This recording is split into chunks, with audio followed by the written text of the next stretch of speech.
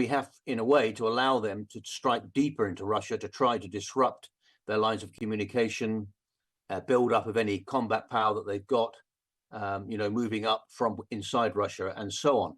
So in a way, I don't want to be unfair about this because I don't know the whole story, but in a way, one could argue this is a bit of a knee-jerk reaction to how things have developed in Ukraine over the last few days or weeks. Western policy appeared to shift today as Lord Cameron of Chipping Norton, the Foreign Secretary, said Ukraine has the right to fire missiles supplied by the UK into Russia.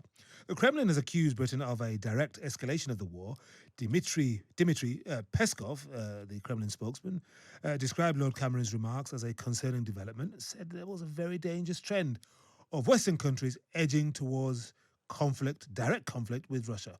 So I've been speaking about this with Major General Tim Cross. I asked him if he thought how far this was a shift in Britain's policy toward Ukraine. I think it is a change, and I'm not sure whether we're doing this in conjunction with the US and the other NATO allies or not. I sense what's happening is that people are getting really quite worried about the situation in Ukraine. And in a way, we can share some of the, blame might not be the right word, but because we've been very reluctant and very reticent about giving Ukraine sufficient combat power in time in order for them to achieve, for example, the counteroffensive last year, or indeed to defend themselves over the last few weeks of this year, not just because America prevaricated over the budget allocation, but in other ways too. And we've taken the line thus far that we collectively didn't want Ukraine to attack too deeply into Russia. And now clearly, it would seem anyway, that is changed. Now, why would that be the case? Well, I think because we recognize, the UK, NATO recognizes that Ukraine is on the back foot at the moment. And we have, in a way, to allow them to strike deeper into Russia to try to disrupt their lines of communication, build up of any combat power that they've got, moving up from inside Russia and so on.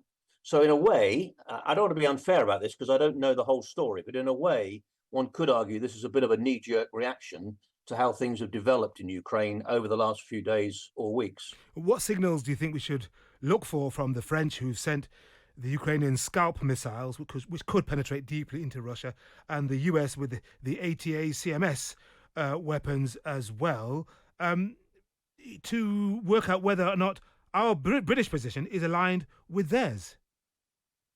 Well, I think we'd have to wait to see whether there's any public announcement. We know President Macron has gone from, in a way, one end of the spectrum to the other, and is far more bullish now than he was previously in Ukraine. I mean, I think at the end of the day, my own view is that Ukraine is fighting for its survival here. It's a major conflict with Russia. Russia have been firing deep inside Ukraine, and there's never been any reason in my mind why Ukraine should not be allowed to retaliate deeply into Russia. Now, there have been reasons why people have refrained from that, political reasons and concerns in terms of how Russia may or may not respond. But I just think the time has come where Ukraine has got to be given a free hand to be able to retaliate and take the fight to the Russians in any way that they can. Yeah. Interesting to get the response from Chancellor Scholz of Germany, who says it would be irresponsible to send Taurus weapons to Kiev. They've got a range of over 310 miles. And we've heard today that the Kremlin's Dmitry Peskov says David Cameron's words represent a very dangerous trend and a direct escalation of tension that could pose a danger to European security. Now, he said this kind of thing before. How seriously should Britain and the Americans and others take his warnings now? Well, he has said it before, and Putin and many others have commented on this. And in one sense, why wouldn't they make these comments? You know, it's been relatively easy for Russia because they have invaded Ukraine. They have taken the fight into Ukraine, deeply into Ukraine, and the Ukrainians have been very limited in their ability to respond. They have done some things, as in attacking the Russian fleet in the Black Sea, and also attacking Crimea. But Russia has been in a relatively safe position over this. So they won't be best pleased if Ukraine does have the ability to strike deeply into Russia. and disrupt those lines of communication and be able to engage in a much deeper battle than they have been able to achieve so far.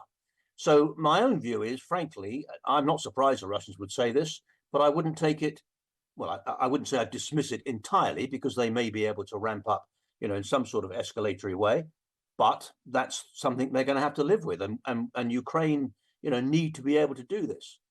So Germany's reaction, I'm afraid, is a recognition of the way that Germany has reacted to this almost from the very beginning. They've been very reluctant to engage and positively support Ukraine initially. They've been drawn into it very reluctantly further down the line.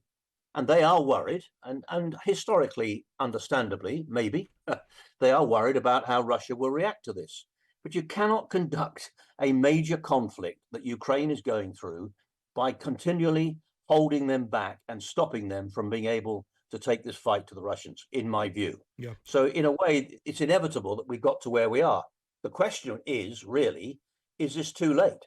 Well, And I yeah, this think is really Ukraine's got interesting the back. because, David Cameron, Lord Cameron, has promised £3 billion every year in military equipment for the Ukrainians for as long as it takes. And the Americans, the 60 billion that was locked in Congress is now on its way. But by the time it gets to Ukraine, will it be too late? How much more damage might Russia have done?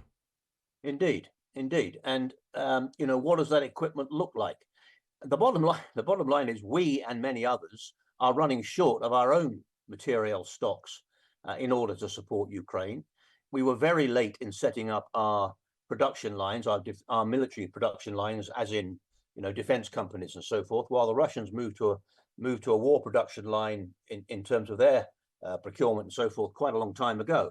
So if Ukraine can hold out for a number of weeks, if not months, into this year, it may well be that this does make a difference, that the supplies coming from America and elsewhere can continue to hold the line.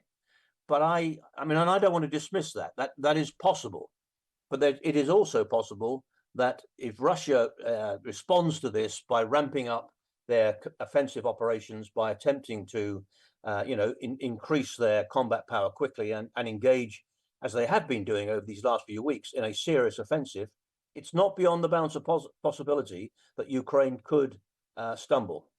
That was Major General Tim Cross, retired, talking to me earlier this evening. Now,